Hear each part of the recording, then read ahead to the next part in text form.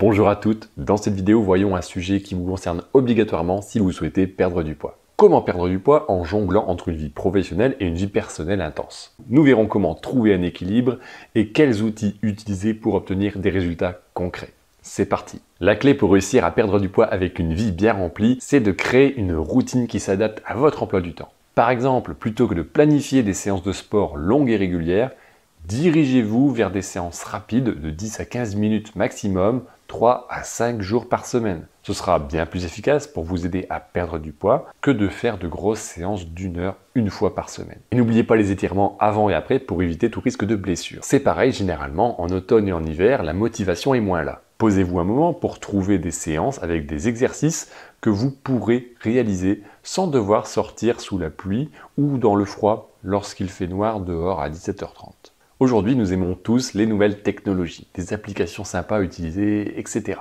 Il n'y a jamais eu autant d'outils pour trouver des solutions à la routine alimentaire et la routine sportive. Par exemple, utilisez des applications pour compter votre nombre de pas, votre niveau d'activité physique, les exercices que vous allez pratiquer, les repas que vous consommez, etc. Le but n'est pas de contrôler tout ce que vous faites, mais de faire attention sur certains points où vous ressentez le besoin de faire attention.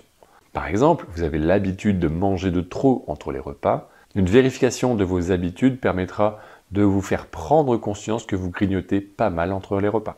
Des applications, des gadgets comme les montres connectées peuvent vous servir d'outils. Il faut voir tous ces moyens comme une source d'aide complémentaire à ce que vous faites au quotidien. Même si ces outils technologiques ne vous permettront pas de comprendre ce qu'il faut faire pour perdre du poids à long terme, ils ont cette utilité pour vous accompagner au quotidien, pour vous aider. La perte de poids ne doit pas être un voyage solitaire. Si vous entendez bien avec certaines personnes de votre lieu de travail par exemple, n'hésitez pas à les impliquer, à les faire participer dans votre objectif. Mais pas la peine de leur dire. Par exemple, proposez des marches de 15 à 20 minutes au moment du déjeuner, des activités organisées par un animateur de yoga, de pilates ou de ce que vous voulez.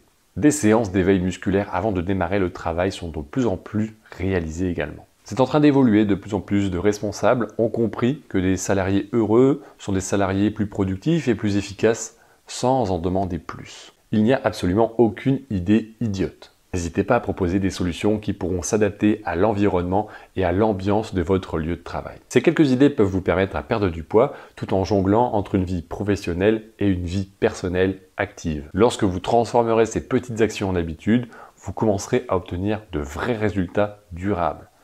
Alors, je comprendrai également qu'en ayant le nez dans le guidon, on ne voit plus forcément quelles sont les causes de l'excès de poids et ce qui empêche de perdre les kilos à long terme. Dites-moi en commentaire quelle stratégie vous utilisez personnellement ou ce que vous comptez utiliser. Si vous souhaitez être accompagné pas à pas dans votre objectif de perte de poids au naturel et sans subir de contraintes, je reste joignable. Pour cela, il suffit de cliquer sur le lien juste en dessous de cette vidéo. Merci de m'avoir suivi, n'hésitez pas à partager cette vidéo auprès des autres mamans actives que vous connaissez. On se retrouve bientôt pour un nouveau sujet. Portez-vous bien et à bientôt.